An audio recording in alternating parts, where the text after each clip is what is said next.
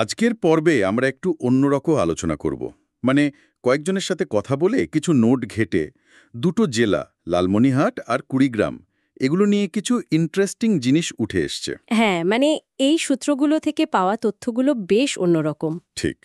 তো আমাদের লক্ষ্য হলো এই কথোপকথন আর নোটগুলো থেকে আসল নির্যাসটা বের করা। শুধু শুকনো তথ্য নয়, বরং এমন কিছু যা ভাবায়, যা জেলা দুটোর নিজস্বতা বুঝতে সাহায্য করে। চলুন তাহলে শুরু করা যাক। প্রথমেই আসি লালমনিরহাটের কথায়। এটা তো রংপুর বিভাগের একটা জেলা। হ্যাঁ, আমাদের হাতে যে নোটগুলো আছে তাতে তিস্তা নদীর কথা বারবার ঘুরে ফিরে এসেছে। শুধু নদী হিসাবে নয়, যেন জীবনের একটা অংশ। একদম।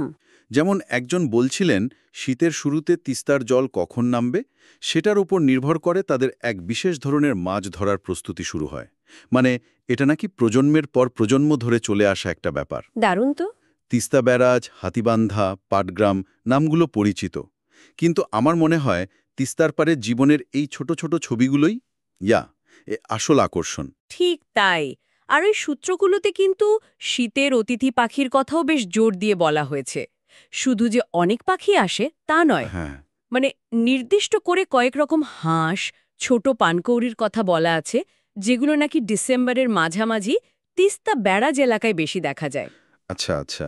খাবারের ক্ষেত্রেও একই রকম, মানে চিতই পিঠা, খেজুরের রস, এগুলো তো খুবই পরিচিত, তাই না? হ্যাঁ, তা তো বটে। কিন্তু একটা ব্যক্তিগত আলাপে যেমন উঠে এলো, একসময় নদীর ধারে বিশেষ মাটির চুলায় এই পিঠা বানানোর একটা চল ছিল, যেটা এখন প্রায় দেখাই যায় না। ও তাই নাকি? হ্যাঁ, আর স্থানীয় মাছের স্বাদের কথাও আছে। বিশেষ করে একজন বেশ আবেগ দিয়ে বলছিলেন তিস্তার তাজা বোয়াল মাছের ঝোলের কথা। প্রকৃতির সাথে খাবারের এই যে একটা সহজ কিন্তু গভীর যোগসূত্র, এটা সত্যিই অন্যরকম। দারুণ। এবার যদি একটু কুড়িগ্রামের দিকে তাকাই, এর নামটা নিয়েই তো বেশ একটু রহস্য আছে, তাই না? হ্যাঁ, হ্যাঁ, নামের উৎস নিয়ে দুটো বেশ চালু গল্প আছে। আমাদের সূত্রগুলোতেও দুটো ভিন্ন ভিন্ন মতের কথাই এসেছে। এও বলছেন ২০টা প্রাচীন গ্রাম থেকে নামটা এসছে। হ্যাঁ, একটা মত হলো ওই ২০টা গ্রাম মিলিয়ে কুড়িগ্রাম। আরেকটা মত হলো মোগল আমলের রাজস্ব আদায়ের সুবিধার জন্য এখানে ২০টা কেন্দ্র বা ধরুন কাচারি ছিল। আচ্ছা, রাজস্ব কেন্দ্র থেকে। হ্যাঁ, সেখান থেকেও নামটা আসতে পারে। একটা পুরনো লোককথার ময়ানে আবার ২০টি কোল মানে নদীর বাঁকের কথা বলা হয়েছে, যা পরে গ্রামে পরিণত হয়। ইন্টারেস্টিং। আবার অন্য তথ্যে কিছু মুঘল আমলের কাগজপত্রের দিকে ইঙ্গিত করা হয়েছে, যেখানে নাকি এই অঞ্চলের রাজস্ব আদায়ের ২০টা চৌকির উল্লেখ আছে। মানে কোনোটাই হয়তো একেবারে নিশ্চিত নয়। কিন্তু এটা বোঝা যায় যে এই ২০ সংখ্যাটা তখন প্রশাসনিক বা সামাজিকভাবে গুরুত্বপূর্ণ ছিল। নামের এই বিতর্কটাই আসলে জায়গাটার ঐতিহাসিক গুরুত্ব তুলে ধরে। সত্যি। আর কুড়িগ্রাম মানেই তো নদীর সমাহার। তিস্তা, ধরলা, ব্রহ্মপুত্র, দুধকুমার, কত নদী। ঠিক। সূত্রগুলো বলছে এই নদীগুলো শুধু ভূগোল নয়, এগুলো ওখানকার মানুষের জীবন, সংস্কৃতি সবকিছুর সাথে জড়িয়ে আছে। একদম। যেমন ধরুন ভাওয়াইয়া গান, এটা তো ওই অঞ্চলের একেবারে প্রাণের জিনিস। আমাদের হাতে আসা কিছু গানের কথাই দেখলাম ঘুরে ফিরে সেই নদীর ভাঙন, চরের জীবন, প্রিয়জনকে ছেড়ে দূরে থাকার কষ্ট, এই বিষয়গুলোই এসেছে। হ্যাঁ, ভাওয়াইয়া তো আসলে ওই নদী পাড়ের মানুষের জীবনেরই প্রতিচ্ছবি। ঠিক। আর একটা জিনিস খেয়াল করার মতো, লালমনিরহাটের মতো কুড়িগ্রামেও কিন্তু শীতকালে পিঠা আর খেজুরের রসের ঐতিহ্যটা বেশ জোরালো। হ্যাঁ, এটা একটা মিল। আমাদের সূত্রগুলোতেও দুই জেলার এই মিলটা বেশ স্পষ্ট।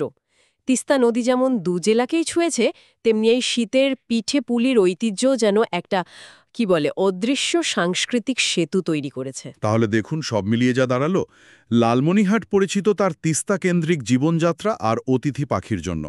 আমাদের সূত্রগুলো থেকে পাওয়া ডিটেলস সেটাকে আরও স্পষ্ট করল। হুম। আর অন্যদিকে কুড়িগ্রাম তার নামের রহস্য, একাধিক নদীর প্রভাব আর ওই যে ভাওয়াইয়া গানের গভীরতা, এগুলোর জন্য উল্লেখযোগ্য। লোককথা আর প্রশাসনিক ইতিহাসের ইঙ্গিতগুলো সেটাকে আরও ইন্টারেস্টিং করে তুলেছে। ঠিক। দুটো জেলাই প্রকৃতি আর স্থানীয় সংস্কৃতিতে দারুণভাবে সমৃদ্ধ, কিন্তু সেই গল্পগুলো সাধারণ তথ্যের চেয়েও অনেক বেশি, গভীর। এখানে একটা বিষয় কিন্তু ভাবনার মতো। এই যে দুটো জেলার মধ্যে এত মিল আমরা দেখলাম, তিস্তা নদী, শীতকালীন পিঠা পার্বণ, যা আমাদের সূত্রগুলো বলছে, হ্যাঁ। তারপরেও দেখুন প্রতিটি জেলার নিজস্ব একটা সত্তা আছে। মানুষের মুখের ভাষা, আচার-আচরণে সূক্ষ্ম কিন্তু স্পষ্ট পার্থক্য চোখে পড়ে। ঠিক।